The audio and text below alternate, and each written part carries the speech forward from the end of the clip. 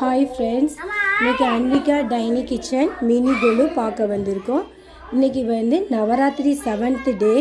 இன்றைக்கி colour orange colour. அதை பட்டாணி சுண்டனும் லெமன் ரைஸும். அன்வி லெமன் ரைஸ் வைங்க. ஓகே, பூ போட்டு சாமி கும்பிடுங்க அன்விகா.